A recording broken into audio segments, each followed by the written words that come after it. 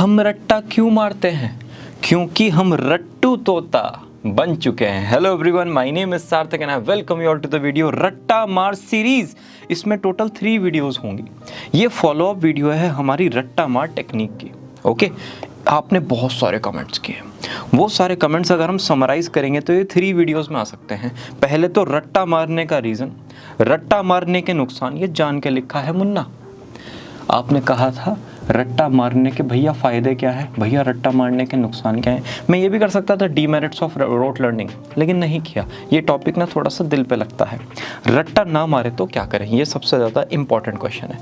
तो पहले तो ये देखते हैं आखिर रट्टा मारना कहते किसे हैं।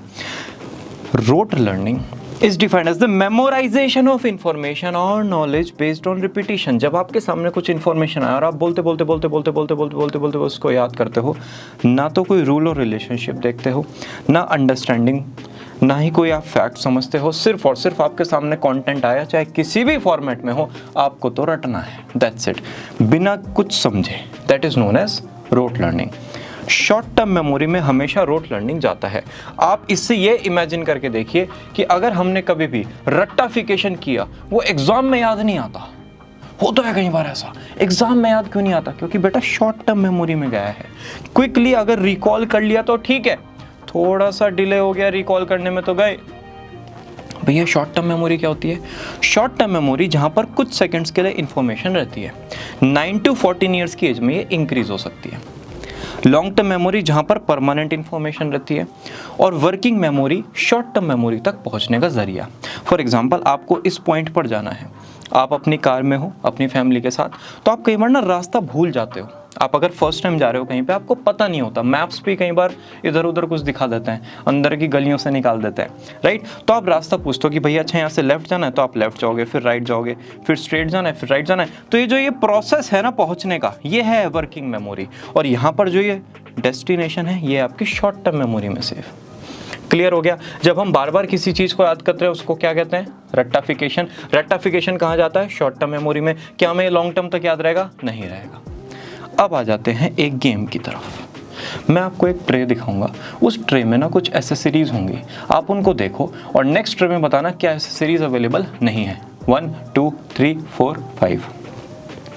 जो भी आपके दिमाग में ऑब्जर्वेशन हुआ वो सब शॉर्ट टर्म मेमोरी में जाएगा। आप इस वीडियो को बार बार सोचोगे, आप इस वीडियो को फ्रेंड्स के साथ डिस्कस करोगे, रेफरेंस लोगे, तो वो धीरे धीरे लॉन्ग टर्म में जाना स्टार्ट हो जाएगा, लेकिन फर्स्ट टाइम तो शॉर्ट टर्म में रहेगा। यहाँ पर ये लाइटर अवेलेबल नहीं है। तो इतना तो क्लियर। अब आते हैं इंपॉर्टेंट क्वेश्चन पे, रटना क्यों है? भाई ऐसे जरूरत क्या है रटने की? क्योंकि एग्जामिनेशन में जरूरी है। टीचर हमसे एक्सपेक्ट करते हैं सेम आंसर। अगर आप कितना भी समझ लेते हो, आंसर टीचर के हिसाब से नहीं लिख के आए, 0 1 1.5 ऐसे मार्क्स मिलते हैं आउट ऑफ 5। हमारी नेसेसिटी है वही सेम आंसर लिखना जो टीचर को चाहिए। मेरे साथ बोलेंगे, हमारी नेसेसिटी है वही सेम आंसर लिखना जो टीचर को चाहिए।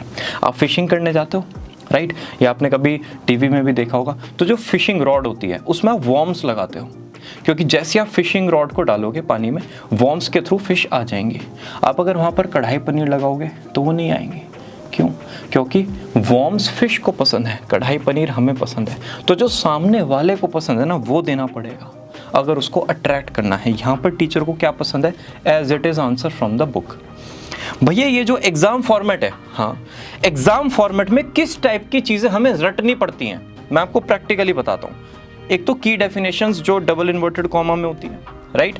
Days and dates, Maharana Pratap ji का बर्थडे कब था, ये आप गूगल से भी चेक कर सकते हो, लेकिन वर्किंग लाइफ में, स्टूडेंट लाइफ में आपको ये याद करना पड़ेगा। Scientific facts and figures, MCQs, mathematical formulas, a+b²। आपको नहीं पता थ्योरम क्या है, आपको नहीं पता क्या डेरिवेशन है, आपको नहीं पता कहाँ कहाँ पर यूज होना है, लेकिन फॉर्मूला सबको याद है। क्यों? बार बार बोला, रिपीटिशन। कीवर्ड्स डिफरेंट टॉपिक से रिलेटेड, जब टीचर कॉपी चेक करता है ना, उनका पेन देखा करो, कुछ कीवर्ड्स को ऐसे हाईलाइट करता है, वही होते हैं कीवर्ड्स। रटने पड़ेंगे, इनके बिना आंसर में मार्क्स नहीं मिलते।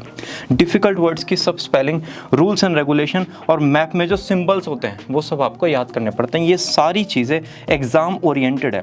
एक बार इसका ना स्क्रीनशॉट ले लेना।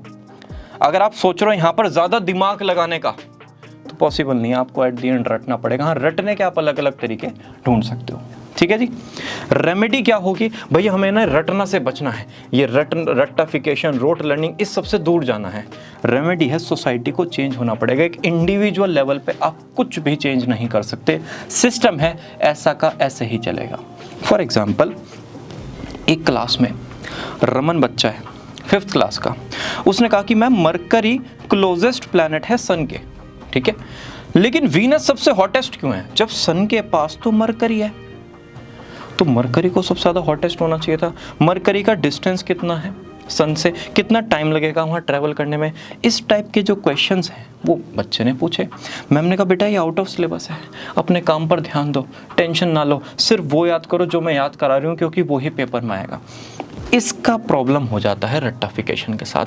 आप प्लीज़ अपने टीचर को कहिए कि मैम्स एंड सर्स, ठीक है मुझे रटना पड़ेगा, मैं रटूंगा, लेकिन आप मेरी क्यूरियोसिटी को प्लीज़ ऐसे कुछ तरीके से सॉल्व कर दो जिससे मेरे को आंसर मिल जाए, right. Back of the mind हमें क्लैरिटी हो कि ये आंसर हमें पता चल गया, हाँ एग्जाम में लिखने के लिए तो ये रटना पड़ेगा, लेकिन हमारी क्यूरियोसिटी सेटिस्फाई हो गई, तो जो क्यूरियोसिटी है वो लॉन्ग टर्म तक बहुत ज़्यादा इंप्लीमेंट कर सकते हैं हम। इसी के साथ ये वीडियो होती है फिनिश। हमें बार बार रट्टाफिकेशन करना है, शॉर्ट टर्म मेमोरी में सेव होगा, अगर भूल गए थोड़ा सा भी बीच में तो वो रट्टाफिकेशन चला जाएगा। रेमेडी क्या है, पूरी सोसाइटी को चेंज होना पड़ेगा, जो प्रैक्टिकली इम्पॉसिबल हो जाता है। आप अपनी क्यूरियोसिटी को शांत कर सकते हो, और लेकिन पेपर में वही लिख के आओगे जहाँ पर मार्क्स मिलेंगे।